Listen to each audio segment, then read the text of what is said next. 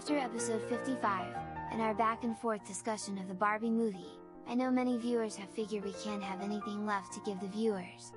After such a public display, we certainly must retire to a quiet villa in the woods to gather ourselves.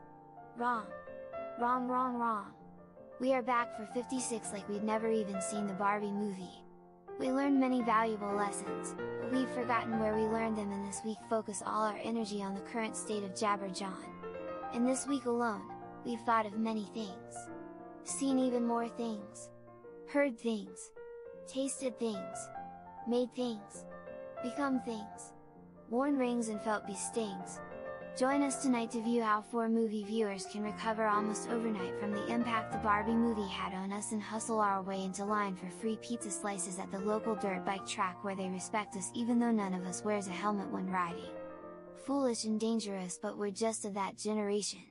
But you young people, please wear a helmet, as the kids are our future, and don't worry, your hair will eventually look normal again days after taking the helmet off. See you on the track. I'll be the one wearing the Motorbooty hat.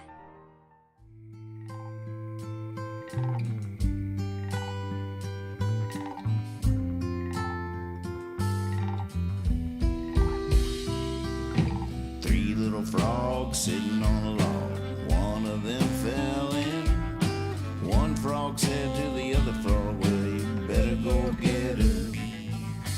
Two little frogs sitting on a log. One of them fell in. Last little frog, he sat and thought, good thing they can swim. Jabber Jawn. Kill the sound of the room itself.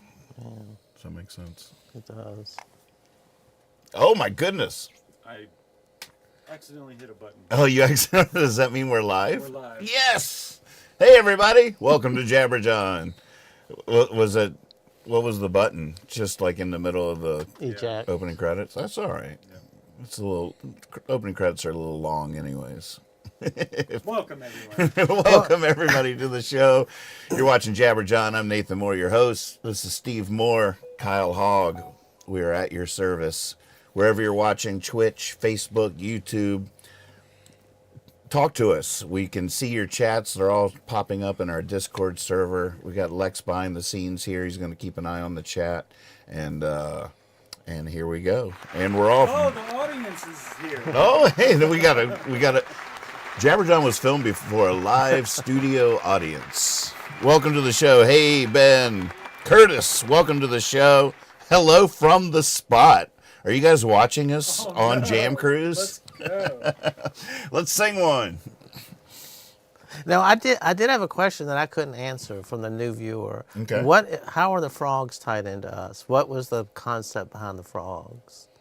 How did that She start? asked me that, and I didn't know. She should go back and watch the episode when Dad When he was- became a frog. But what the frogs came before him being a frog, didn't they? I've always had a thing for frogs. So, like, as you see behind you, Right. all these guys. I started, gosh, it was college, I think. Had a little collection of frogs. Oh, okay. And then it became like, it's really fun when someone you love collects something because Right. they're easy to shop for Yeah, presents. right. You can just walk through an antique store and be Right. like, oh, frog. Frog, right. Yeah, Nathan, gotcha. Like Nan always had roosters or apples. It's fun when people have things like that. So... Yeah, she asked me what it was, and I said, man, a lot of times me and Mr. Moore just ride along with what Nathan does. We don't ask any questions. Frogs seemed cool. But I'm so we not were sure, like, like, if where your impetus for wanting to be a frog came. It might have been me saying, "Oh, I could turn you into a frog." Oh, yeah, that was I might have classic. started that, but I can't recall. It was so long I ago. haven't had a frog thing all my life or anything.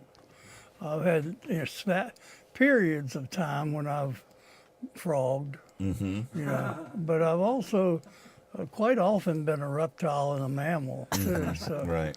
I've had different phases, but I don't think my frog thing is too out of line. I'm pretty normal. You're not weird. I think it's pretty normal. Everybody got a frog phase now and then. I mean, if anybody's a new viewer from the last, 40 episodes, you should go back. Nathan hooked this thing up where Mr. Moore became a frog. It was like one of the funniest things in the world. Well, we need to bring that back, I think. That would be something. He had like a little button on his table that he'd put, and his head would become a frog. Wouldn't it? We ought to have one for season 3. Oh my God! Did that you was ever? so Did funny. you ever realize that button didn't actually do anything? What? No. Oh my God! I'm out of here. I was faking that part. I thought you, gosh. Can people even hear us talking? I or had is it to just keep, you I always talking? had to keep half an eye on whether Dad was moving for the button or not because I had to trigger it on my end. Oh my God! Well, that is so disappointing. It is so. That's so froggy. Sorry to. Well, I it's- shouldn't have told. I shouldn't have told That's you. such I a don't froggy think you should move. I have. can't believe you would do that. I mean, like, You I ready to go? thought I had power, and now I realize I'm powerless. That's not right, is it? That sounds like something a woman would say to me. That button never did anything, Steve. That's happened a lot, but I've never had a man do that to me. When you were touching that button, it wasn't doing I anything. thought it was just pretending. God, you should never told that. You ruined the. I mean, it's like the Cat Williams thing. Now you're showing us behind the scenes. Too much information. Oh my Yeah, It's like revealing how the tricks are done. We'd It's have like been no one better wants to off see not that knowing magic that. show. Yeah. There's just some things you're better off not knowing. Man, I A mean, lot of times you don't know that till after you know it. Right, that's the thing. And then there's no going back. That's it. You can't return to ignorance. Well, no. But there is that good old-fashioned dementia. That's true. that's a good point. I got that working. The blissful return to ignorance. Exactly. I didn't read the article, but I saw today they determined why humans don't have tails. Oh, they did? Yeah, The what now? they've determined why humans don't have tails, but I was too busy to What'd they actually. come Oh, up- you really? Just Yeah. the headline, huh? Yeah. And what did they cut? Welcome to Just the Headlines. Well, no. If Today we discovered why humans don't have tails. More never. if I had read it, but I was too busy. I just saw the headline, and I was at work. I couldn't. Well, I'd like to know the answer to that right off the bat. It's Nathan over there with a button that no one else can control. Tech support. Good to see you, buddy. I have to. I guess I'm not really tooting my own horn. It's also a little bit of a bad thing. But I bought this thing for my truck to mount my phone on the vent, and bought it at AutoZone when I got your battery done. I was pretty psyched about it, and went and stuck it on the vent and everything. And the magnet was just too weak to hold my phone. It wasn't the right thing. So I returned the package to AutoZone that day and got my refund. And then 2 days later, I get in my truck and realize a crucial part of the whole thing was still in the vent of my truck. So I packaged up everything else, returned it, and forgot to put the one little piece in there. And they gave me a full refund. And I'm sitting there looking at it, and I felt so bad about it. I was like, oh my goodness. They're just selling on eBay. Oh, I went back out there and confessed my Dementia. wrongdoing, right? My blissful return to ignorance. I went back out there. I went out there today, and the guy that I returned it to was luckily standing in the parking lot. And I walked up to him, and I was like, "Man, remember me? I returned that thing the other day." He's like, "Yep." And I was like, "This was still in the vent of my truck," and he just looks at me. He's like, "It's already. You're fine. Go. Just go." And I was like, "Oh, I'm so sorry." And he's like, "You're fine. You're fine. It's already on the truck." But I left there feeling very good about myself. Yeah. Because I just couldn't. It's such a little thing. I already got my money back. I didn't have to do that, but I just couldn't live with that. There was a part of me that wanted to, but the lazy part of me wanted to just live with it. It's so funny you mentioned that because Tuesday driving to work, I don't know why, but I was thinking if I've ever stolen anything. And I was like, I don't think I've ever stolen anything. And then I remember one time me and a friend in New Jersey went to this place to eat where you order and then you go sit down and you pay at the end. And we walked out without paying. Not even thinking about it. Like 2 weeks later, I was like, did we ever pay for that meal we had? Where? This was some place in New Jersey. But it was like you go order, you go eat, then you go up at the end and you pay. We just totally forgot and walked out. It had been like 2 weeks. I was like, man, we got to go back. She's like, what are you, a moron? I'm not going. I'm going to go back. Said, we ate here 2 weeks ago. We owe you some money. And I mean, that's another thing. I was like, so I have stolen, not on purpose, but Oh, you definitely did walk out on that? yeah, because I'm not used to, when you buy food, you just pay for it. And it wasn't like a sit down meal where they bring you a tab. You go to a counter, order, sit down, but then you're supposed to go back and pay. And we were just talking and walked out, So you were brave and took it back, and I. I have to admit, when I was younger, I wasn't nearly as good of a person as I am now, and I have stolen things. I robbed a bank, and I have never gone back to it. I didn't think that'd be the right thing to do. He robbed the bank with a frog mask on. Whoa. Hey, X-Nay, remember what we talked about. Come on. Finally This got is, us after all these years. who knows who's watching this? Some old FBI agent slumped over this chair. What? What did he say? A frog mask? Is it frog in? A frog mask? I've been at the frog man Remember that case in '76? I've been after him for 18 years. I've been retired for 45 years. I got that file right here beside me. The one that has bothered me forever. Just so happens to have it right there beside him. It's haunted him. Get me 6 units. We're going in. Deputy Smith is his ex-FBI agent. Y'all ever heard of the phenomenon that it's a modern day thing of swatting? Ooh, I'd heard that. Oh, like when you just send cops to people's houses and stuff? Yeah. Oh, What is it now? that terrifies me. Sorry. You shouldn't mention that because somebody's going to do it to us. I know. We're going to be sitting it's here sort and of the a cops barge in. live streaming phenomenon. It's sort of now ratcheted up into other realms, I think. But for a while, it was almost exclusively people that were like live streaming on Twitch or YouTube, and people just wanted to watch the cops show up at the house of Look at Lex. Lex has done it before. The way he's laughing. Yeah, but he is. Lex is. Lex has is like, a man, we little love guilt doing in that. his laugh We over love there. doing that. So what is it now? Define the term. So, like you'll have somebody that's live streaming like we're doing right now, and people get it in their mind like, oh, wouldn't it be funny to call the cops and watch them? And say that something's going on here. So the cops. so they would call It's the a cops false and be report. like, That's false report. It's against the law. It's against the law, but they do it anonymously, and then they kick back and watch as the SWAT teams raid the houses of someone that's live on the air at the moment. Gotcha. But now it's being used as like a weapon, like for political, Sure. they can send them out and bug people. Oh, yeah. As it's grown into the consciousness, now it happens to people that aren't live streaming, that just like political enemies or things Right. like that. It's just a way to get back at someone Right. Just swatting that you them. don't like. Mm-hmm. Well, I hope nobody wants to swat us tonight. Yeah, that would be sad. It's like a really extreme version of ordering a pizza Right. to someone's house. It's a pretty extreme version of that, right? Yeah. Although, that's why I was laughing. we didn't rob a bank, and it would probably be good for ratings. We might get that viral sensation we're looking for if we do get swatted. So I'm not encouraging anyone out there to do it. I'm just saying it might be good for us. No, we don't want that. No, we don't want that. I don't want to be laying down on my stomach out in Nathan's backyard. Stick to pizza. I had a guy come when I lived in Richmond. A guy banged on the door, pizza, and I didn't order pizza, so I didn't answer the door. And Whoa. I could hear him bang. I know you're in there. And he was scaring me, so I went to the door and said, I didn't order a pizza. I never even opened the door. I said, I didn't order a pizza. Yeah, you did.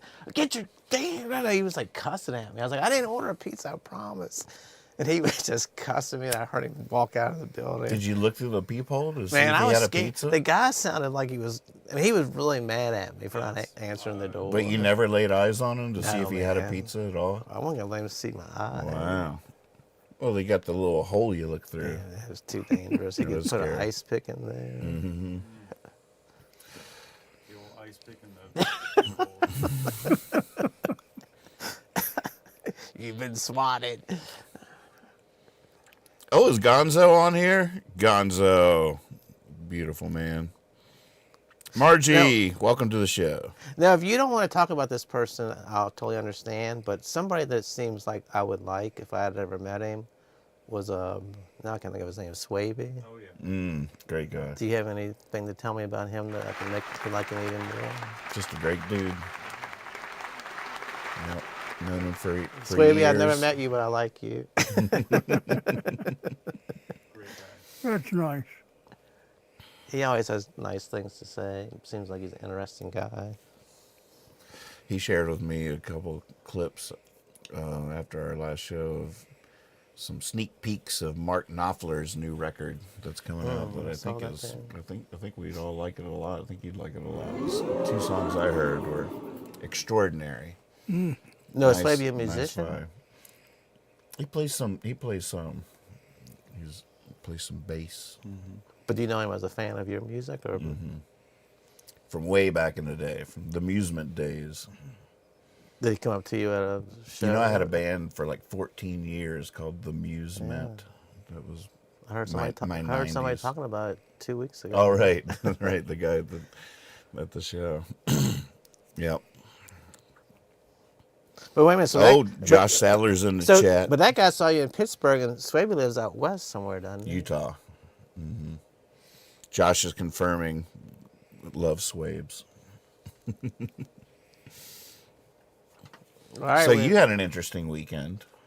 I did have an interesting weekend. I went to this place called Pure Shenandoah. I froze it up now. All right, take 2. All right. Well, you had an interesting I went to this weekend. place called Pure It's on- Shenandoah. We got the script and everything. Family owned. It's a family-owned. Family owned and run. It's a place in Elkton, Virginia. Very cool place. Where is Elkton? Not too far from Harrisonburg. If you get into Harrisonburg and just keep driving, you'll get to Elkton. But they had a cannabis-themed meal, which was wonderful. The food, you had no idea there was anything in it.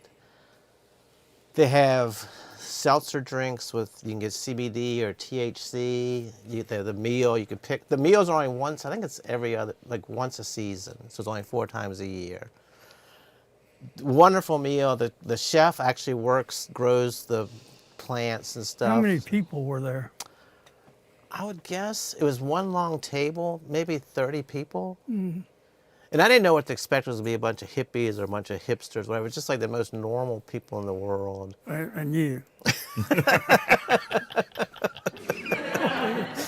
What? One of these things is not like the others. No. But so the meal comes out, they do a great presentation, if you've never tried this before, if if you start feeling bad, and nobody seemed to have any ill effects. But it was just a totally cool place, an old building fixed up really cool.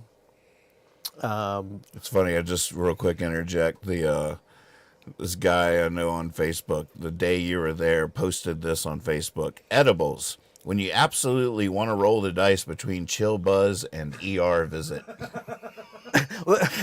Which is true. I read that. I was like, oh my God, Kyle's there right now. That was sort of because the meal.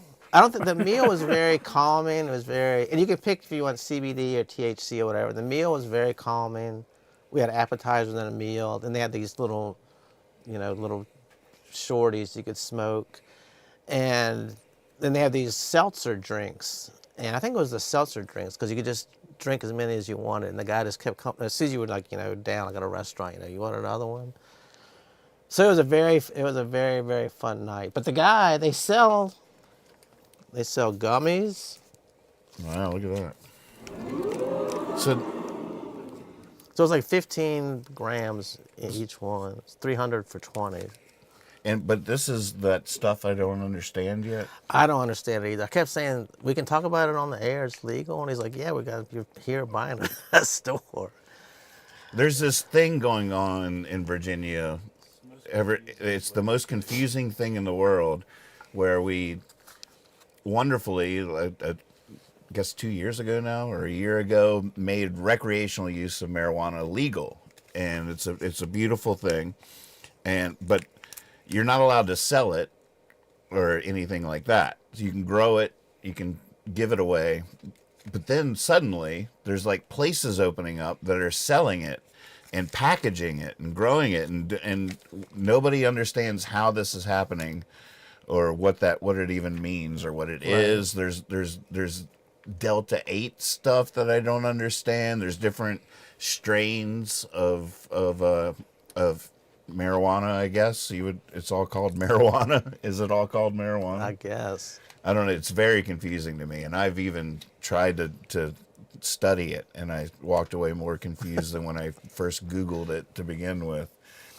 But they're cool. This guy, they grow all their own. They make everything is made right there in the building. I mean, that's legit. You can take a little tour. That feels legit right there. You can take a little tour of how they make everything. The chef that made all the food actually worked on the farm, growing the vegetables and the weed, I guess. And everything on the table was like, weed oriented, it was all the seeds and I mean, just a really cool thing. Cypress Hill CDs laying around. There was no music for the first part. When they brought the joints out, they started playing Bob Marley music for the rest of the night. But if you're like a total pothead, you probably would be bored by. Well, you wouldn't be bored by the place, but it's not. You'd stick to your street dealer. But so did any of it affect you? Oh yes, it had a. It was one like you said, like eating a gummy. You don't know what's going to happen.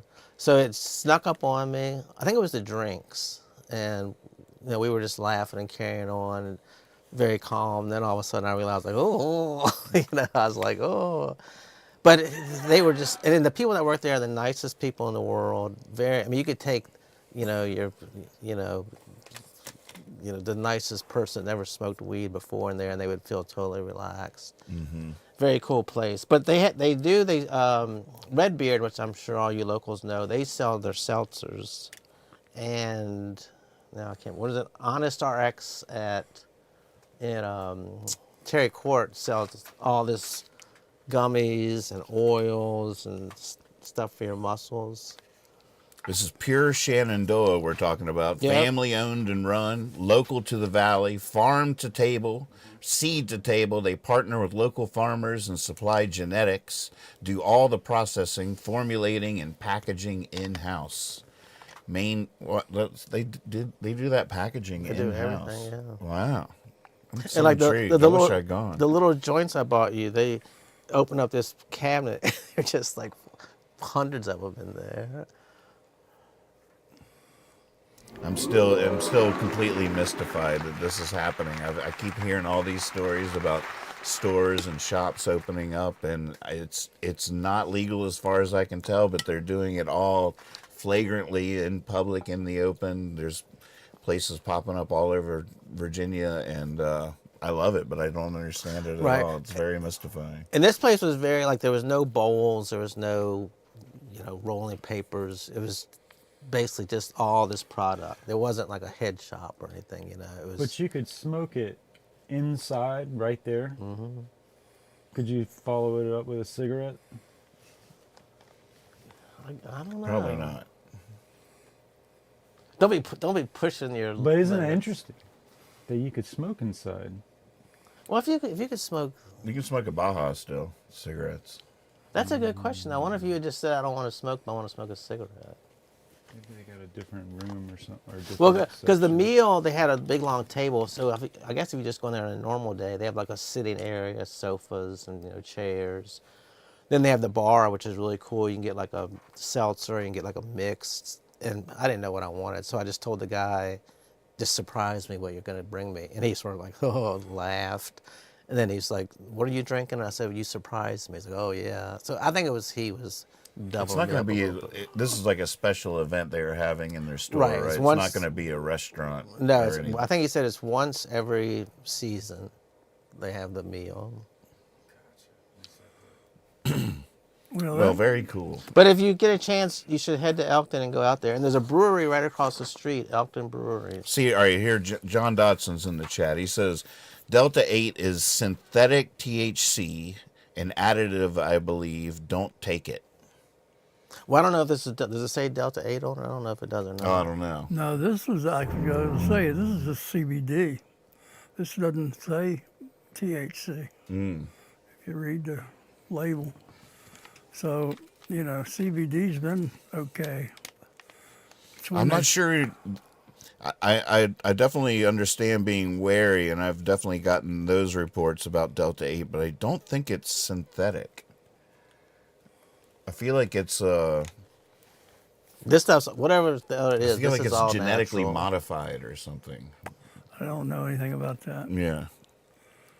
But I do know that there's a real issue with what we're talking about in terms of the individual user and dosage. Right. There is just no control on that. Right. And that's not healthy. It's still a mystery. It's too much of a mystery. And the people that are doing it, that are trying to tell you that it's got 15 milligrams, and they're trying to be accurate and everything, but what is that? Is that 15 grams of THC or CBD? And how do you know that? How did you evaluate that? I mean, you can't test it all. But the problem is one plant here could have one level of THC and the one you test over here. So there's no real, it's really going to be hard to determine that. Right. And then once you start smoking something, what's the variable of how much you're getting into your system? This dosage is a real issue. Right.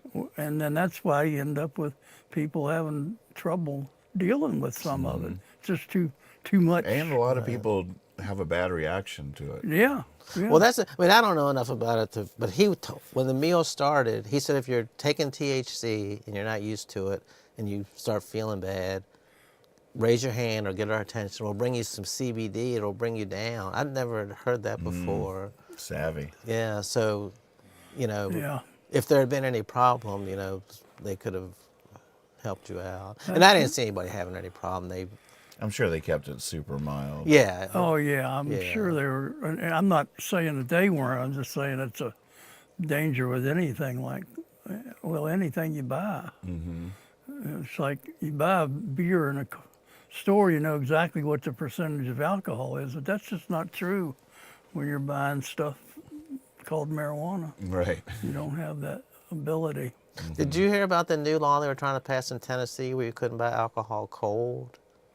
Oh my goodness. But it didn't pass because they said they didn't want people buying it and then being able to drink it right away. You'd have to take it home and get it cold before you could drink it. That is so. Isn't that crazy? That's so, interesting. So like stores would have to just like sell it, you know, like when you go to the grocery store, it's just sitting on the floor on a counter or whatever. So you wouldn't like, you know.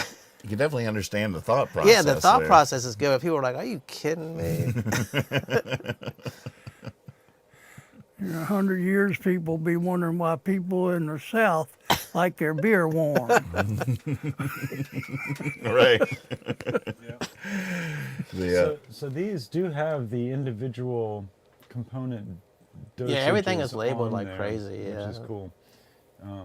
But yeah, there's so many other variables, right? Can I show that? They sell these little packets. That's great packaging. Great packaging Yeah. all around. I got to commend them. I basically bought these for the packaging, but there's some pre-rolls in there, and they have 3 different effects. You know, very cool. If you don't smoke it, you just throw them away and keep this cool little tin. Oh, Show and tell. which one is this? What flavor is this? Relaxing. Relaxing. Stingers. Elkton, Virginia. Those are all called stingers. Yeah, they're all, but just different. But then different effects. effects. What's that one say in the top left? Relaxing. Relaxing. I got stabilizing. Well, thank God. Yeah, I'll let y'all know. Boy, you need that. Mr. Moore got badass crazy, so Maniac. Madman. if you're ever in Elkton, 154 West Spotswood, and it's so very convenient. There's the Pure Shenandoah, there's the Elkton Brewery, and there's the police station all right there within viewing of each other. See, there you go. It's so neat. It's fun to watch it all just happening. It's so mysterious too. You still have to register when you come into town. Remember that? The Elkton. Yeah, well, any of them small towns, they have your name and you're supposed to register. That's what I've had to do that for years. You got to be out of here by sundown. All right, I will be. Don't worry. Close your banks. Close your banks early. I know. You gotta just rob one bank your whole life, and you get stereotyped. It's unbelievable. Do you think if you robbed one bank, you would stop, or is that like a adrenaline rush? That's a good question. I think it's definitely an adrenaline rush. Yeah, I think that depends on the situation. Could be. I mean, if you robbed one and got away with it, why would you stop? Yeah, maybe. Well, maybe you got what you wanted, Right. which was money. And if you got enough money, you wouldn't have to do it again. Mm-hmm. But what's enough money? Enough money that you wouldn't have to do it again. What's so hard about that? How much you get? Enough that I don't need to do it again. Thank goodness. You know when that we all have that figured out in our head. The number that your baseline number that we retire on. Mm-hmm. Mm-hmm. I hit mine when I was about 38. It's coasting. I've been coasting ever since. It's been weird. Everybody else is pedaling, and I'm just kind of coasting along. Oh man. So Dad encouraged me last week after, at the end of each episode, I sing a song, the leaving song. And Dad really liked last week's and called me up and asked me if I would clip it out of the show and share it on its own. So I put that on Facebook yesterday or the day before. Thank you for asking me to do that. A lot of people have been really sweet and said they had missed my voice. So it was fun to reconnect with some people on that front. But it might be because of that post about to be performed down in Mexico. Felicia reached out and wanted the chords and lyrics and everything really? for her band to cover at an event that's going on down there. Way to go, Felicia. Go, Felicia. Yeah. Good job. So good job to you too. Well, thank you. And Dad would like to encourage everybody to share that so it will go, quote, virus. Yeah. So it'll go, quote, badass crazy.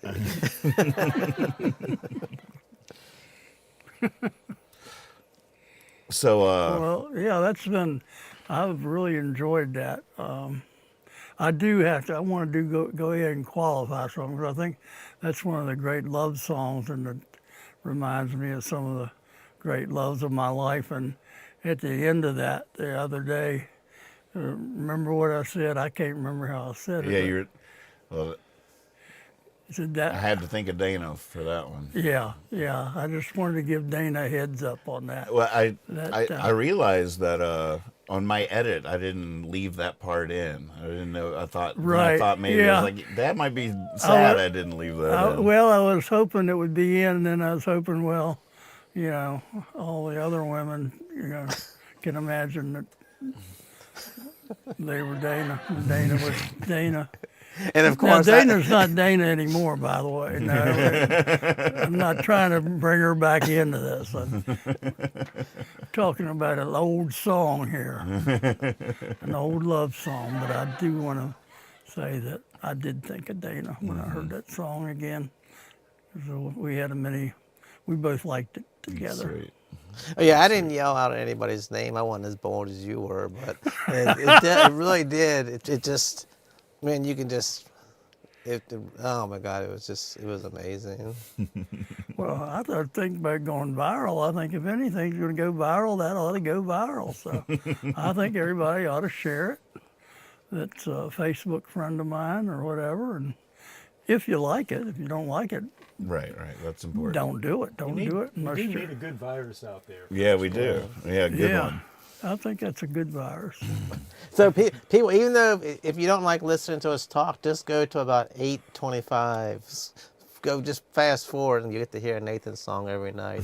It's worth sitting there going forward for. Once we get a whole team of people, they'll be able to timestamp every episode, so people will be able to go look at the description of the show and oh, here they talked about CBD, here they talked about When a Woman, here they talked about, and you just click on it, it goes right to that part, or you can just skip to the leaving song if that's your style.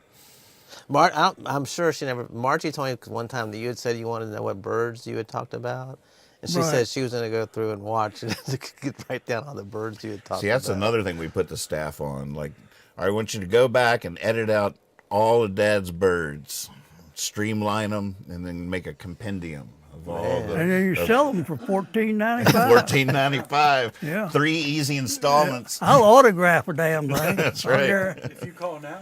Right. Put the number on the screen. I Lex. Put love number the on one the at screen. 3 o'clock in the morning that says, call now before you forget.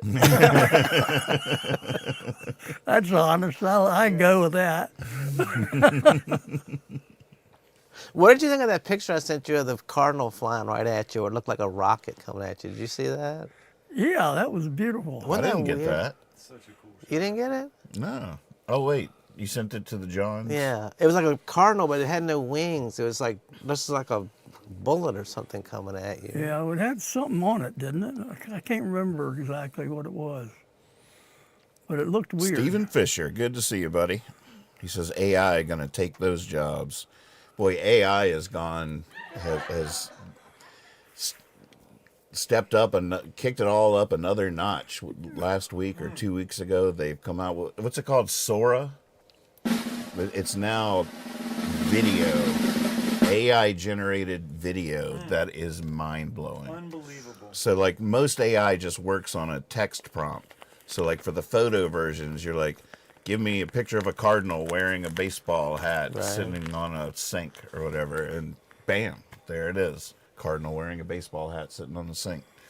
And now they can do the same thing with video. And the video already looks unbelievable. Wow. Like, it's incomprehensible how, I mean, one of the prompts was the California during the gold rush, and it was like aerial photography of a California town that didn't exist, just all based on AI, is somehow creating videos based on a text prompt. All the people were dressed appropriately. There were horses.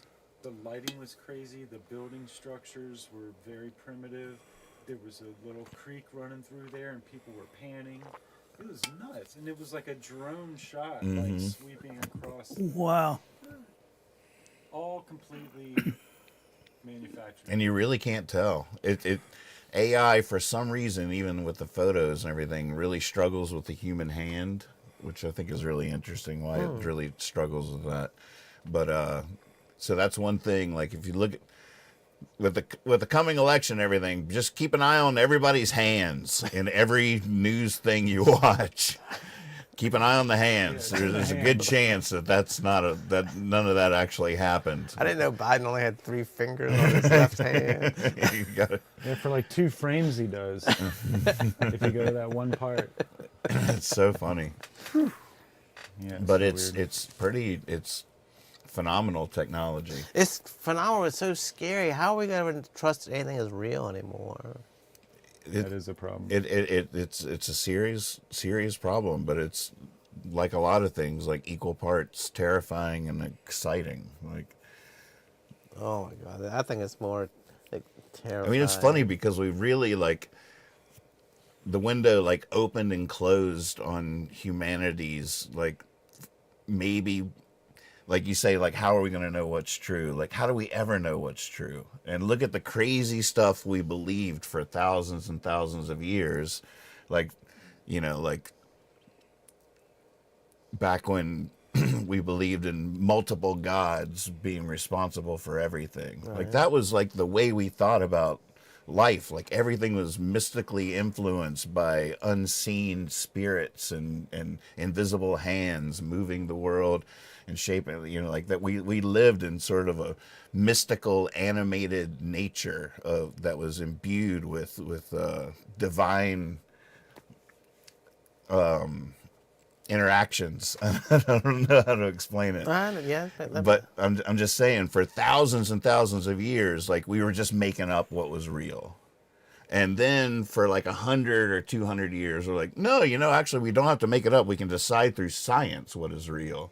And now we're back to faith. back to whatever We're the back mi- to whatever the who mind tells can the come best up with, story. right? Who I don't know. Like, give us your thoughts on that. Ooh.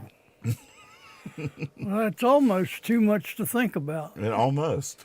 You know, as I look at it, it's just the game keeps changing, and it's really changed a whole lot in my lifetime, and seeing how much it's changed in the last 2,000 years, which is a drop in the bucket time-wise. That's hardly even counts. But think of all the changes that our culture and our brains and our bodies and our species and the planet and all the species have gone through. We've all gone through amazing changes. But man's development is, with his brain, has just been, that's this big lead story. That's the headline for where we are in terms of the universe right now. Now, saying that, all the trees and all the green plants disagree with that. They think I'm full of shit. What do you mean? Well, they think that they run the planet. They just don't talk about it like we do. Mm-hmm. They just think our brains are just almost diseased organs. Mm-hmm. We have a virus or whatever, Mm-hmm. but but there's so much power. That's what you're really, where I'm going with it, is the brain has so much power to create the world the way you've just described it for the millennia. But you think how much the world changed when we started writing, the printing press, and we started reading other people's words, and you could read what happened 100 years, you could read about it, and how much that changed everybody. Mm-hmm. Until then, we were all just living in the hollers. Right. We were just tribes, and you'd hear rumors, but that's all you'd hear. But so that changed, and then and of course science but yeah, this is just a new change. But one of the things that I've observed is that everything keeps changing a whole lot. A lot of things are changing in terms of how we perceive the world and our brains and what our role is and what we're doing. And Mm-hmm. it's fascinating. It is fascinating. It's a really interesting time. So, what we've got is a situation that could easily get out of hand. Well, what are nuclear weapons? I mean, they've been bothering me for a long time. We have way too many nuclear weapons out there. They potentially could damage the entire planet. Mm-hmm. And so could AI. Mm-hmm. It's just another thing that could threaten the whole way we do things and see things. And on the other hand, nuclear energy might be what saves us from destroying the planet from climate They're not change. inherently evil things, either one of them. It's a really good parallel in that Yeah. regard. In terms of AI, it could be a savior. Because people are wondering what to do with their lives, but boy, with an AI program, you can entertain someone for a long time. So, there's some good things that could come out of it, obviously. But then there's always the bad guys and the bad things that happen. Now, when you mentioned the trees and the flowers and stuff, what do you think the impact? I mean, like all the stuff that I see every day, TV and video and stuff. Still, when you go out into nature, there's some power. There's something that hits you when you're in nature, like, oh my God, we didn't create this. This was created. Like my friend that came from Colorado, never seen the ocean before. He was like 50 years old, just standing on the beach crying. All the stuff he's seen in his life, you still can't even imagine just the beauty and the power of the ocean. Right. Mm-hmm. And like when you go into the woods sometimes, it's just like, it's not overpowering, but it's like you just like it just rushes over you like, oh my gosh, I'm like right here in the middle of just, nature, natural stuff. It's just, it really is like it's a powerful feeling, sort of, which I think a lot of people, once you get caught up in this stuff, you don't really, if you don't know about it, you don't miss it. But just to go for a walk in the woods can be like the most calming, peaceful thing there is. Mm-hmm. Or the most terrifying. It can be terrifying. If you don't know what's going on, if you don't know what's going on, you hear stuff, or it can be terrifying to people. I'm sure. Or if you get disoriented, Yeah. you feel like Yep. But it's the awesomeness of Yeah, it's just nature like, look at either this. way. Yeah. Like it can really relieve you of your own ego concerns. Like all this. That's a perfect way to put it. To feel that relief of like, of your own insignificance, Right. can be such a That's a relief. That's a perfect way. That's a perfect way to I say can't it. even think of a better word. Well, it's like humans and buildings like have their own like energies, and when you're around that all the time, that's all you're kind of getting, Right. and giving and taking. And when you get out to other places where the earth has grown these plants and these flowers and these animals are running around and the air is different, Yeah. there's those energies all of a sudden. Yeah, It totally could be different. overwhelming, Yeah. And when you see like just a vast field of green grass or like a big, thick, dense wooded forest, you don't just see that anywhere. I mean, if you're living in the city, Right. you got to go to it. So it could be overwhelming. Yeah, it really can. I've been overwhelmed, like taking certain hikes that go out to like a rock outcropping or something at the top where it's just this panoramic view, and the whole time you're in the woods getting there, and you step up there for the first time and you look like, I've almost like had to sit down, Right. just overwhelmed, So Let me can relate. That's beautiful. I like that. Let me tell you an overwhelming story like that. It's very common around here, but people don't do it. It's like you say, you get out there and then all of a sudden you appreciate it. But one of the things I realized about learning to fly fish was that you end up fishing in the little mountain streams that are the most beautiful places in the world on a spring day, to be hiking up there jumping from rock to rock and flipping over and seeing this beautiful little fish, and and then looking around and seeing the ferns and everything blooming, and it's just magical. Mm-hmm. Yeah. And it's not the fishing, it's not catching Sort the of fish. trick yourself into getting something. You're just getting on the river, getting out there, just like Lex was describing, that awesome feeling of being part of that system. But that's a real interesting little system that comes down out of these mountains, all these little mountain streams. Certain times a year you can go up and catch little native trout in them. Mm-hmm. Or you can carry a pole up and just take a walk in the woods, which is what I usually was doing. Right. I was doing more walking than I was fishing, but that's just a beautiful, I thought about how much you appreciated. Right. I appreciated the being in that environment. Mm-hmm. And when I came out, I just felt so much more whole, Right. or better, or whatever. And that's the thing too. If you go to the movies or to a concert, you're expecting to be blown away, expected to be impressed. When you go for a hike in the mountains, you're just like, let's do something today. All right, you trudge along and you stop. 20 minutes in, you're like, all of a sudden it just like wraps its arm around you, like, you're with me now. Like, you weren't expecting it. Like, whoa, this is like the coolest thing ever. It's like, I don't think people really go to I mean, some people do, but most times if I go in the woods, like if you're walking, like he was saying, I've done like Humpback Rock, and you just think, I just want to do it to prove I can get up there. And then you get up there and you're like, oh my gosh, this is incredible. Right. I mean, it's not what you were expecting the result to be. It's just like a surprise almost to see. Right. I like how both of those examples of I'm going to go catch a fish, or I'm going to prove to myself I can get up to the top, are Right. both like examples of tricking yourself to get what you really need. Is just Right.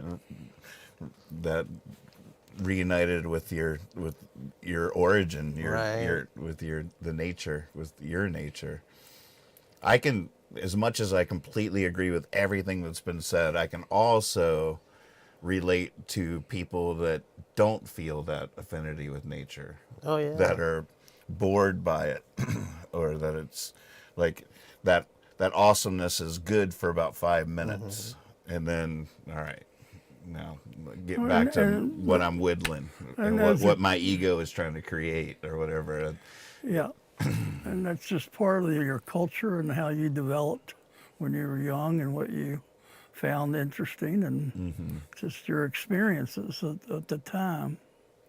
But, you know, there are people that grow up out in the woods and nature that end up being tech nerds and not wanting to go back there at all. So, Right. you know, it's not like it automatically, you catch it. And then there are people that just are drift to it and find it. But, and it's not the only answer. There's other ways to solve the puzzle. What do you think about, like, you say people's natures? What, talk about that a little bit more. It seems to me like, you know, there's always the nature versus nurture argument or whatever of how people become who they are. But it also does seem to be pretty obvious that people are born ways, that your soul has a nature to it, has an affinity to certain things that aren't all explained away by, oh, that's how he was raised. You know, like, 'cause you could be raised one way, but your nature is different. Right. Well, I've been dealing with that, a whole lot lately. I've been thinking about that, about people and that very issue of where it all comes in. And I see, watching other people raise their children, you know, watching the children that I had raise their own children, and gives me a whole different perspective. And so I've been thinking a lot about that, about how much of it you can control and how much of that's just that little look in his eye that you say, you know, I don't have any control over that. He's going to be what he wants to be. And that's always in there too. So, but you know, it's a stew. It's definitely You're a stew. a stew of both of those things and other things. But, you know, the history of the time you live in, and what's expected of your generation, and of course the historical time that you live in. All these things are affecting the who's that we're developing. But it continues to be a mystery, because, you know, what I do think is that you just see a lot of evidence that, you know, people end up believing what they want to believe. So then you go back to, why do you want to believe that? And most of the time you end up with some type of fear. The fear is generating this energy that's creating things that... What do you mean? Well, you know, people talk about power, and that's a real issue too, but it's kind of like power is here and the fear is here, and there's like a balance of the two, but we want to have more power. We want to control things. Just each individual. Each individual wants to, in their own life, they want to have control. And when we don't, we get out, you know, we are attacked, and we are Now, fearful. do you mean like a fear, like a general fear of life itself, or a fear of certain things that have, like, if you grew up poor, you don't want to stay poor, or if you were... Fear of specific situations, or you know, like the whole prejudice thing goes back, a lot of it, to fear. Right. And so that's, you know, that whole thing of one race being a different than another race is based on fear, and there's, you know, there are different reasons for the fear, but the fear, you know, fear, and then control, and then power. So you had lack of control is you're fearful, and then you have control, But then at some point, some people want more power. And, there's a lot of times it's people that haven't had the control. Once they get it, they tend to abuse it. So all that's right out there, isn't it? Mm-hmm. I mean, but, what an individual is, me personally, I can think that if I hadn't had my mom and dad telling me about what I should be as a Christian, I wouldn't have a whole lot of the background I have for a lot of my philosophy. Mm-hmm. Do you think the reason why you didn't embrace that ideology is because of something about your nature? Yeah, I'm a lot more left-brained. Mom told me one time near the end that after Dad had passed on, she looked at me one day and said, your dad always knew you were different. And she meant special. Now, do you think by her saying that she implied that, of course I knew, but also your dad knew? Well, yes, I think. I was your mother, so of course I knew. Yeah, her mother, she already knew I knew she did. That's right.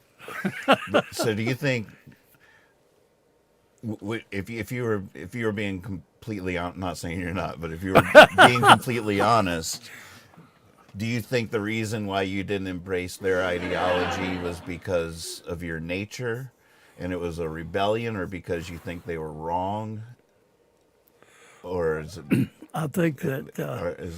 I think it's because of my development of my brain that I had a pretty good analytical side that I didn't stay over. They used to call it right brain, left brain. I don't know what the terminology is now.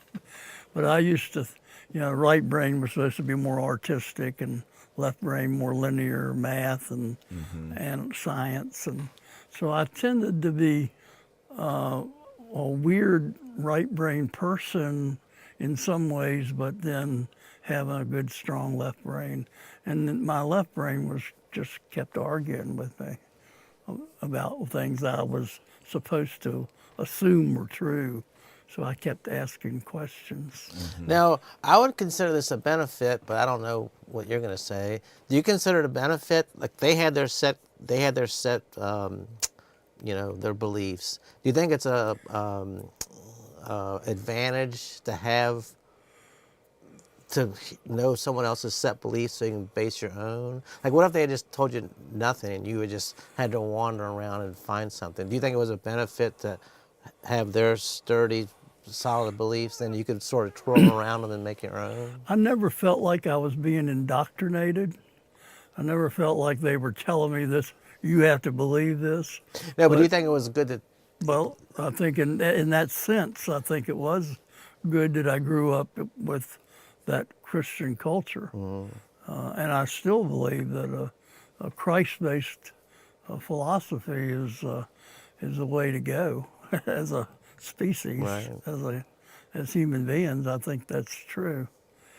Yeah, my parents had a very set belief that I don't think they really even spoke it out to me and told it to me, but it was there. I knew that it was the foundation that they were, that's what their foundation was. And even though I didn't believe in it all, as I got older, I realized it was sort of an advantage to have like a base to go to and then go my own little ways and see. Oh, yeah. Yeah, I think it's good to have a background. Again, as long as it's not an indoctrination of saying it's, this is the only way. And I never felt like I was stunted in that area. Was that they were just such good, sweet people? Well, they had faith. But they weren't trying to indoctrinate you, right? I mean, what's the difference? Well, they didn't make me go. Right. I always went ahead and went, even though I'd... When did you stop going to church with them? Well, I remember my first reaction of being away at college, the first weekend. Well, you went to church all the way up through high school? That's what I'm saying. I tried to. I didn't always make it, but if I was home, be putting on my coat and tie and going to church. You know, well, there was a period where I was going to see, because the little girls were there all dressed up. And they looked pretty, and I kind of like to see that, so I'd go. So you did have a base of belief. It was more We got some female action. We oriented. got some action upstairs. we getting didn't. swatted. We didn't get swatted. Oh, did my we? God. What's going on? Did we get swatted? Oh my gosh, the police are here. Oh my God. What is going on? There's some action going on, everybody. You can probably hear Percy through our lapel mics. It's Jesus at the door trying to get Mr. Moore back. We can't believe it. What's going on? Oh, did someone deliver us a pizza? Some lady, she didn't give us a name, but yeah. We're live on YouTube right now. Do you want to? Yeah, come in You want to and plug say your hi. business? There's the camera right there. You can wave to the Big camera. hand for the pizza guy. What? Brother Pizza. Brothers All Pizza. right, thank you so That's one of my much. favorites. He was signature. All right. I got you. Did somebody All right. really send us a pizza? Wow. Well, who did it? I don't. There's some lady. Wow. Some lady. You can always count on the women to feed you. You got a pen on you? Wow. My goodness. We were just talking on our show about pranking somebody by getting the pizza delivered to them, Yeah. and that's probably why you're here. That's great. I'm just, There you go. What's y'all's YouTube channel? Nathan Moore. Nathan Moore? Yep. Yeah, you'll go home and watch yourself. Thank y'all. Thank you so much. Brothers Pizza. Brothers Pizza, have a good everybody. night. Yeah. Thank you. Didn't want to take any chances. We got straight up cheese pizza Let here. me take a look at that. That's That's pretty crazy, good. man. Piece of pizza? Oh, hell yeah. I think we got some suspects in the chat. Oh, we do. I can't decode it, but maybe you Do can. you want a piece, Doug? I do. Very much. I don't know. Now y'all just have to watch us eat for the next 10 minutes. Oh, goodness. Get some eating music. Flop it. I like a floppy pizza. Now, Lex, you want pizza? Yeah, sure. now what we were talking about, though, Take the whole box. I Okay. can't. Oh, thank you. I can't imagine what it would be like growing up with a parents or like a single, like if you don't have a father or you don't have a mother and they're too busy to even teach you anything. To make up your own stuff must be scary, and I think having a base is a calming, safe space. Even if you might not agree with it, at least you know where you're coming from. Oh, yeah. Even that could be weird, though. Oh, yeah. I mean, let's think about all these tragic stories that happen, and the father's a preacher, for crying out loud. You know? That's all I got. It's funny. I So Lex is basically saying if your father's a preacher, run for the hills. This is good. really Thank good. you, whoever. Yeah, whoever did that. Thanks for dinner. Wow. Well played. Who did that? No one's fessing up. No one's fessing up. They're wearing their frog mask. A lot of people laughing.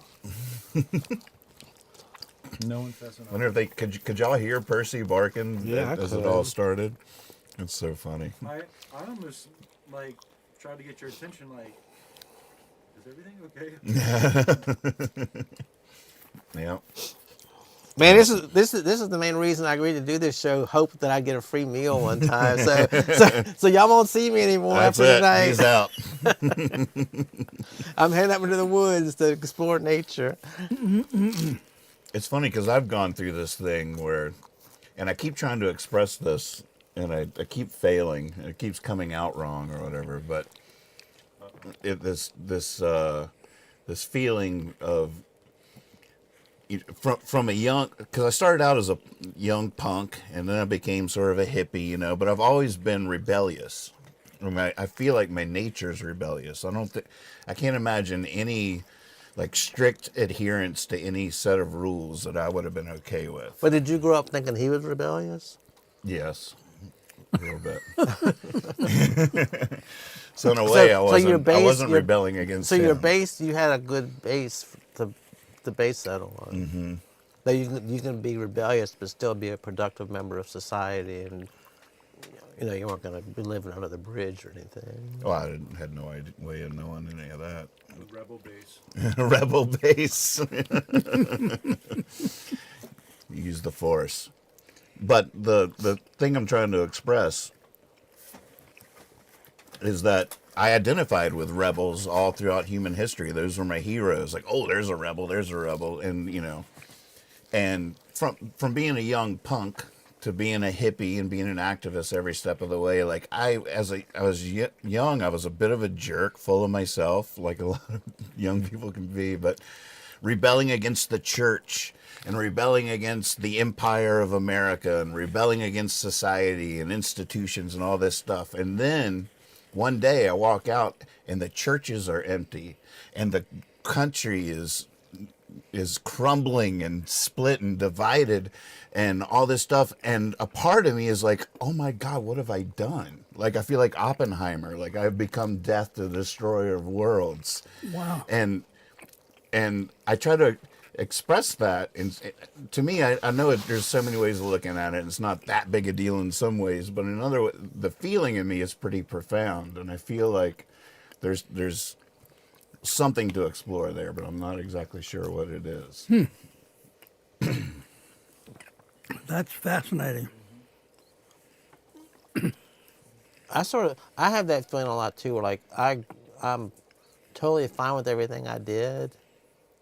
Like with my nieces and nephews, I was like, don't do the dumb stuff I did. Or like, don't rebel against stuff if you don't have any, like, I was basically like you, if somebody said, the door is red, no, it's blue, just to get a rise, music, loud music. But I was like, man, maybe it would be better if these little kids would just go along with everything and just enjoy, not go along with everything, but no, I don't know if I'm right or not. It pays to bang your head against the wall. It does. Yeah, I still believe all of the things. It's just it's just interesting to me to when I first had that feeling, I try to share it with friends, and it hasn't hit with anybody I've tried to start this conversation with. Like I feel like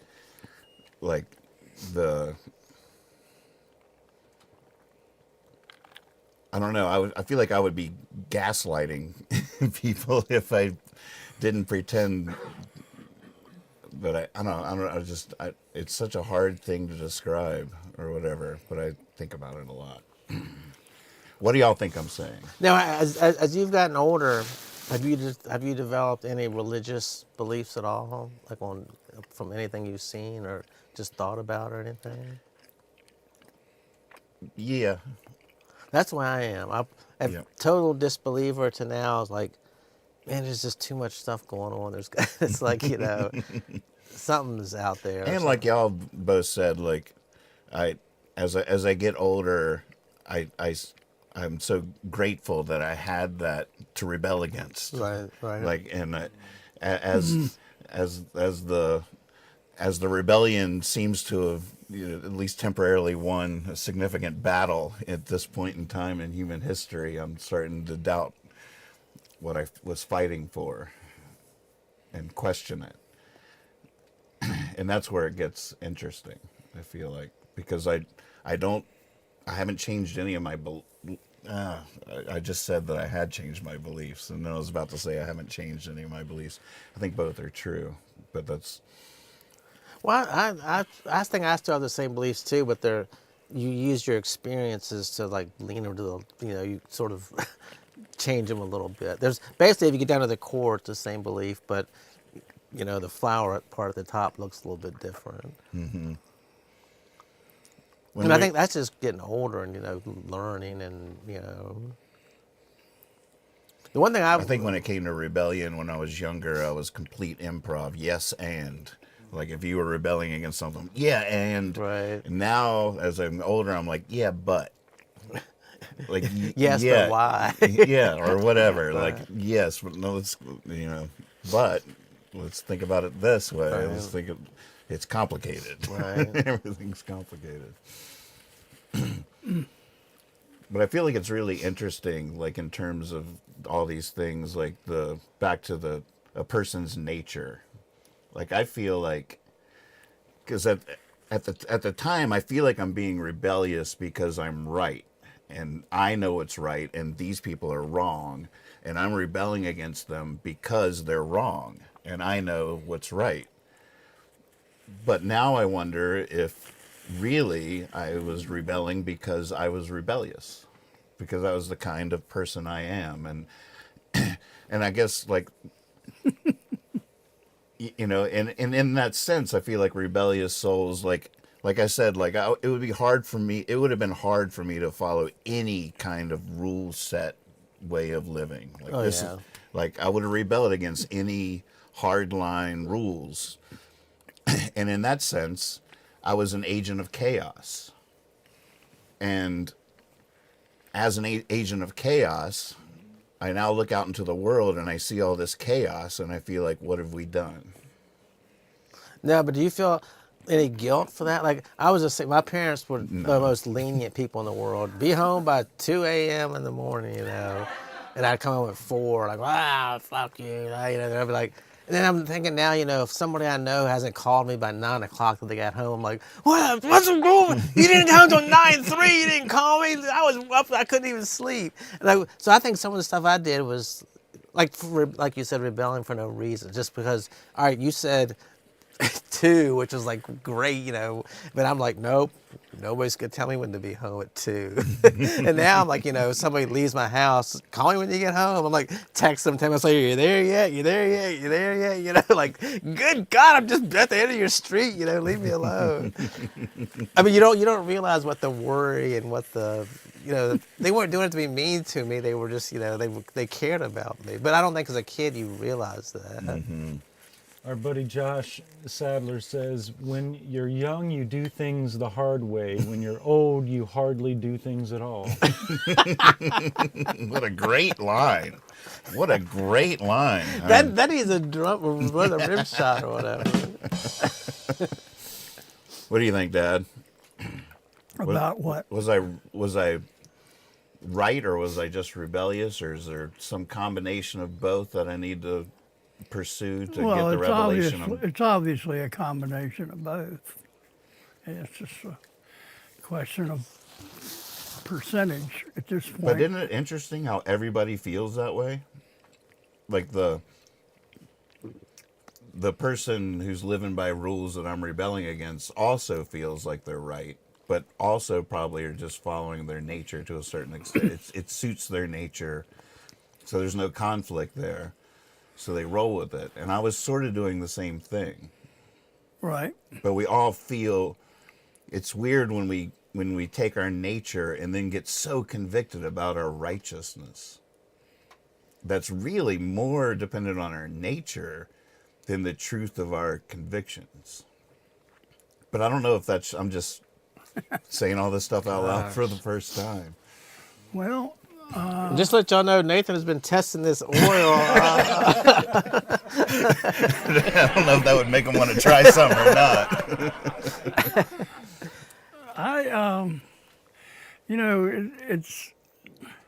I don't see where there's an argument with any of this, because it's obviously both. And I think each person comes out differently. It's all in your mind. We all are creating our universe. The one thing I don't think we give ourselves credit for is changing from the time that you're talking about, because a lot of the nurture stuff we're talking about when you're young. But that's not necessarily true. We're changing all the time. You can have a tragedy tomorrow or a wonderful event tomorrow that'll change your whole attitude about things. So, we are constantly changing too. So that even allows for more breadth in terms of who's what, nature, nurture. I think nurture, if you're in a nurturing environment and see the results of thinking a certain way, you could might change your mind and become a different type of person. I think that can happen in a lifetime. And so you can be nurtured and you could let your nature come full out. One of the things I think we need to do as people is figure out what our natures are. And when you do these certain things, I know some young people get off on adrenaline, and they actually get a surge of power and feel good. It's a feel good thing for them to have adrenaline passing through them, and they get that in different ways. Climbing a mountain. For me, to climb a mountain is probably the stupidest thing I could even think of you doing. What's up there? Nothing. There's not even a road up there. You got to come back down. I mean, it just didn't make any sense. But I wasn't that threat of that fear and the power and the control and the skill, and I wasn't putting any of that energy into that. So now, do you think playing sports was the way you got that thrill? Was one of my outlets, definitely. Games in general have always been one of my outlets, and they are for a lot of people. And so, like playing handball throughout your entire life, was that a way to get up racquetball was there? one of the best outlets I could have. And you talk about being a school teacher where you had to hold your tongue a lot. You couldn't do what you really wanted to do because they were kids. So you had to eat a lot of things you wanted to say and go out and play racquetball and get that out. Right. You need to get that out, whether it be running. It doesn't, running's great. Whatever you enjoy. Now for me, running was just like pure torture, but playing a game of racquetball was pure fun. Right. So. There we go. Well, it's weird, like what you, well, it's not weird, it's totally true, but how you say like an event, like I was my whole life, like pretty high strung, like, something would happen, I'd get very upset, oh my gosh.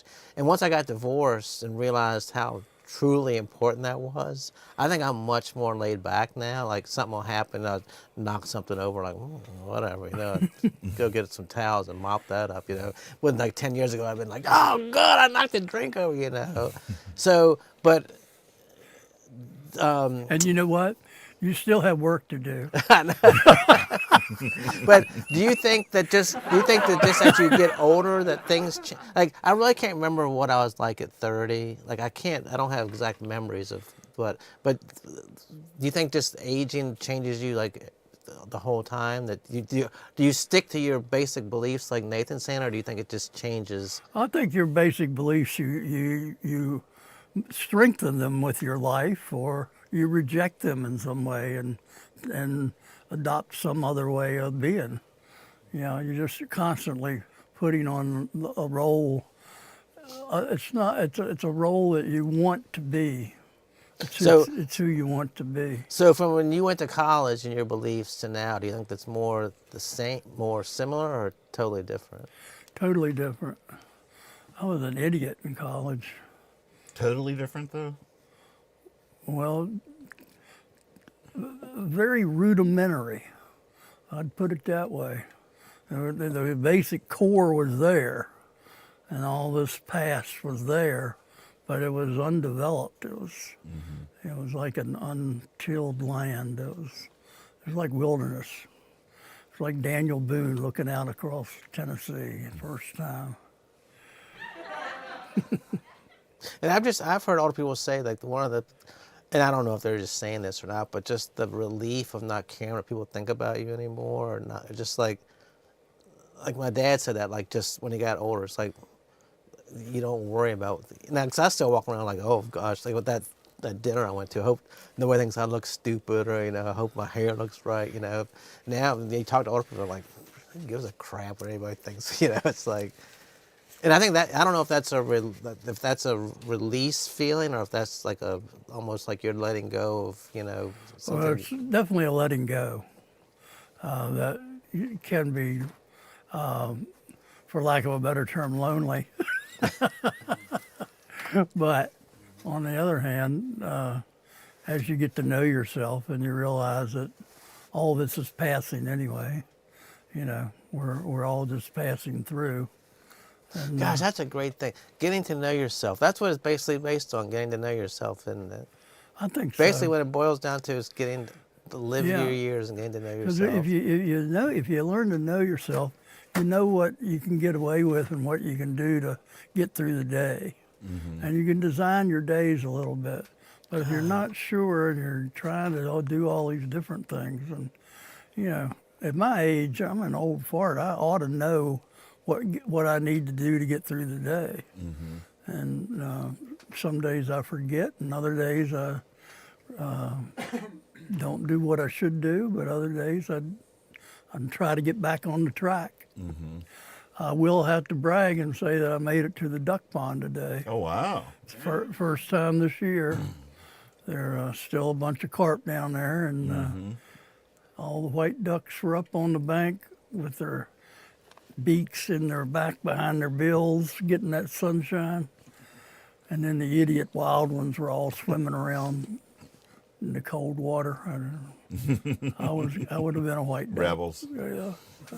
Now, do you think having a sense of humor is like sometimes when I hang out with you at your house or something on my front porch, I feel like we're two 24-year-olds just cracking up laughing. Do you think having a sense of humor keeps you more grounded or able to deal with stuff? I think humor is very important for everything. To get through this, to get through the day and not have a sense of humor, it's pretty gruesome out there. Well, like sometimes I deal with people that just don't seem like they have a sense of humor. I'm like, how do they even, deal with you? Yeah, I do generally enjoy humor. I do listen to these. Some people, sometimes I just need to hear a comedian. Although so many of them these days are kind of gloomy gusses themselves. Pontificating. Yeah, Gloomy gusses. gloomy gusses. I've heard they come from. Well, sometimes people will say, well, what is it like, how did y'all become friends? I was like, man, when he comes down there, the day brightens up. I just bust out. He says the funniest stuff, like off the top of his head that, like, where did the world this come from? Anybody want another piece? And it's just like, once you leave, I just go back inside like, oh my God, that was a good half hour hanging out, just made you lightened up. But it's just Do you like, remember the first time y'all met? like at school? Oh, you had him as a teacher. I see. And then you moved in down the street, and you're like, oh my God. I used to see him walking around all the time. I didn't know who he was. No, I hadn't seen him in, Oh, you didn't remember him right away? well, because I had him in 83, so I moved back in 2018, so it's been 35 years. I looked like Burt Reynolds. I had a Burt Reynolds face. And so I there. remember Bill Willett said, you know who that guy is walking around? I said, no. He goes, that's Mr. Moore. I was like, what? So then, I barely talked to anybody, but he was walking, and Mr. Moore, it's me. I was all nervous. Did you remember him? Well, I remembered his face a little bit. Didn't remember the name. Well, I knew the name, but I didn't really remember him. But he told a great story that day about what he remembered about me. What was that? You want to tell that? I've probably told this before, but he would have tests, like every teacher did. And one time there was a test, and he came over, and he probably saw that I had no clue. He goes, why don't you just write me a story, and I'll grade you on your story. And I acted all, you're a kid, act all cool. He walks by, I'm like, yes! Like, oh my God! I was like so excited. And so then he gave me a B+ on the story I wrote. And I remember what the story was too. The story was, there was a rocket that went into space, and the rocket was called In God Wet Rust. In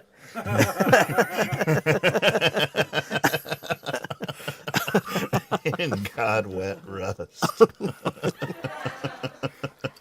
You remember that?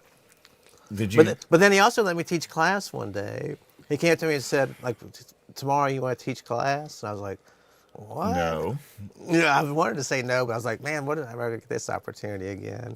So he let me get up and just talk about whatever nonsense I wanted to talk about. Oh, you didn't have to do chemistry? Or No, the class, they probably loved it because there's no moron me standing up there asking them questions and talking about stuff. And he went and sat with the class. do you remember what your lesson plan was? Oh, man, it was terrible. Do you remember? I was asking questions about music and do you dream in black and white? I mean, I do remember a lot of it. Do you dream in color, black and white? Name your favorite, like, Clash song. I mean, just, like, stupid stuff that now it just gives me the shudders to think about it. What's wrong with that? So you were just curious as whether people dreamt in black and white, or did you have I think he just gave me the opportunity, and I just tried to come up with, I mean, Things that was the beauty of it. Do whatever. He didn't even give me a guideline or like just get up there and run your mouth. Did you make a lesson plan the night before? I guess in some way you did. You must have been daydreaming about it. I was so nervous, man. I'm surprised he didn't call it off. All right, kids, he's getting ready to pass out. We need to call 911 and get him out of here. Quick, send in a pizza. But I don't think they even knew. I think he told me privately. So when I showed up, he just announced it, and then he went. I think he sat in my seat. We had those, the Bunsen burners and all that stuff. And I got up there like, and you think like whatever. How long was the class? 45 minutes or something. You think it's gonna go by. Then you look at your watch. Oh, it's been 3 minutes. It's like, oh my god. Well, that was excruciating. We must almost be done. Oh my god, it's only been 3 minutes. So you might need to use the bathroom or anything. You can go now. Speaking of lesson plans, did you bring us anything today? Ooh, I'm not sure I can do it. I was gonna. Oh goodness, I just looked at the time. I don't think we ought to do it. Try to do it. What were you gonna do? Well, I was going to start my chemistry class and introduce a couple elements and talk about them: oxygen and hydrogen and carbon, the big three. But we can, everybody can do, Google them, and we'll do it next time. Next time. Do the quiz next week. Carbon, Pop quiz. carbon, oxygen, and hydrogen. I can't believe it's already time. We did it. We did it again.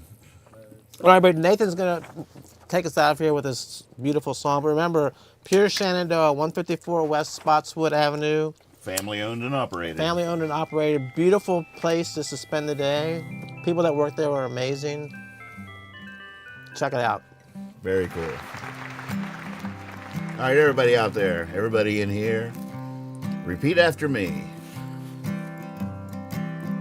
In the bottom of the canyon, in the bottom of the canyon, all your dreams come true. All your dreams come true. Hey.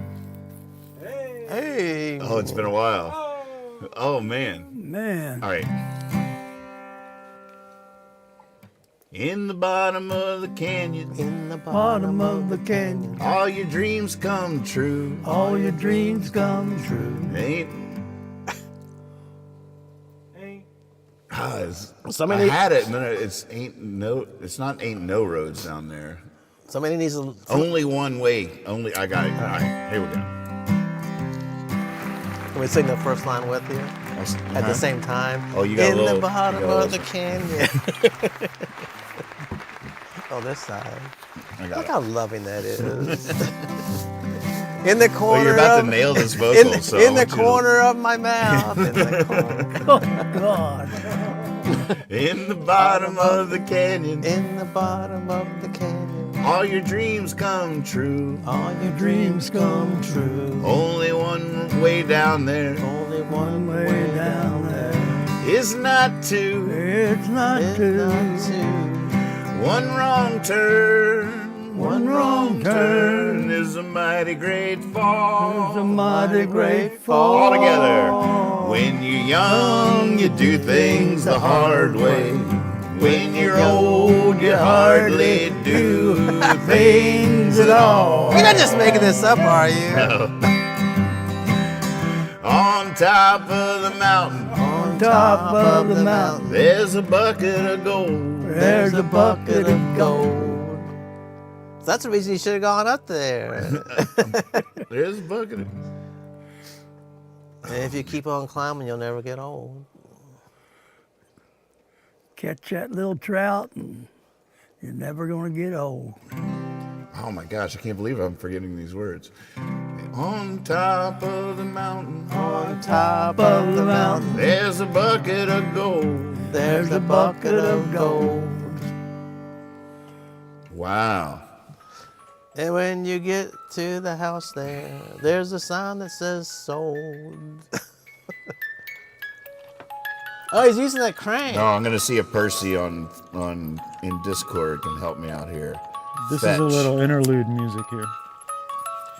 Fetch Canyon. Oh, I did it wrong. I can't believe it.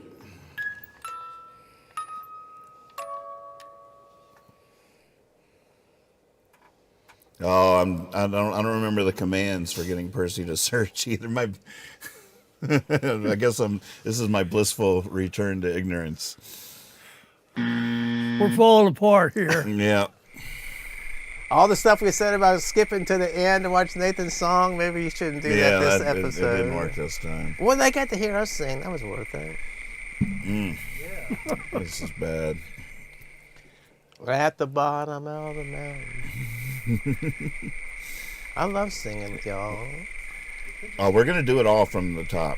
We're gonna fix it all in post. You know what we'll I wish? edit out all You know what I this wish? stuff. You know what I wish we could do? I wish we could sing a song and put a beer can in the fire. Like what was that thing y'all used to do?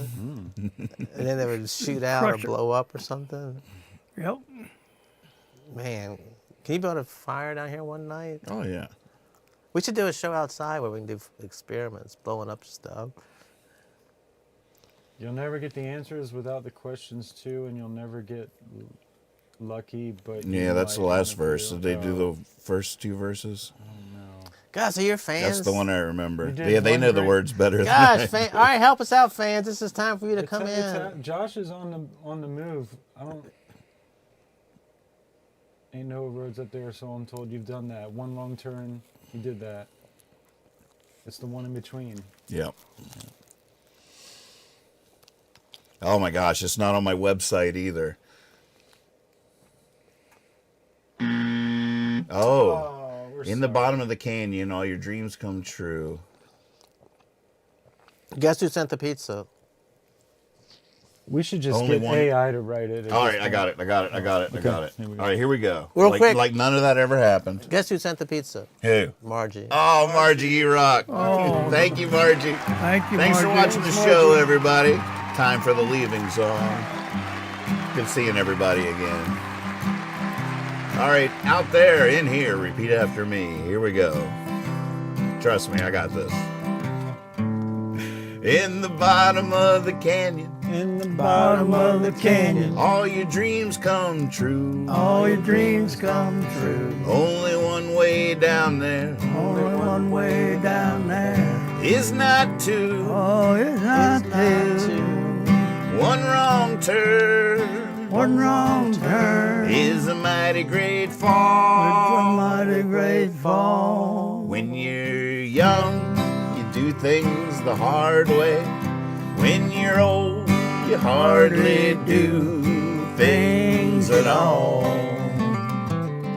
On top of the mountain, On top of the mountain, there's a bucket of gold. there's a bucket of gold. There ain't no roads up There there. ain't no roads up there. Oh, so I'm told.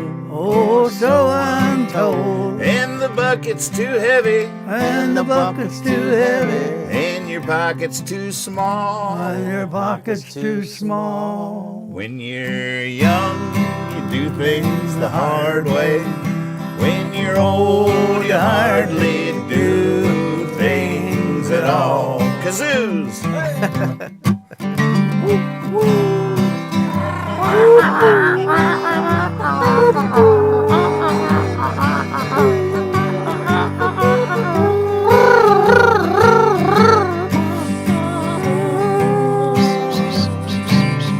Well, you never get answers Well, you never get answers without the questions too. without the questions too.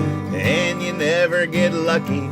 And you never get lucky. But you might win a few. You might win a few. There's no right or wrong. No right or wrong. One natural law. One natural law. When you're young, you do things the hard way. When you're old, you hardly do things at all.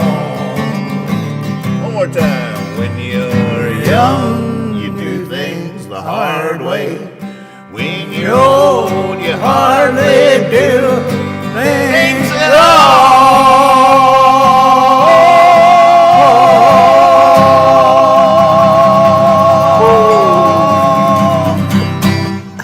We nailed it. Yes, it was worth the wait. See you next time. Thank you so much. Love everybody. Have a good night. Keep on. Keep on. What were we talking about? The reason to go to the top of the mountain, there's gold up there. Oh, I'm glad we figured that out. Well, that was a fun you version stayed of like- that song. You guys, You were real the practice. I had reverb on everybody. Wait till you hear that shit. Oh, we got to hear that back. You left everyone's mics on for that one. Oh, that's fun. Oh yeah, I forgot I had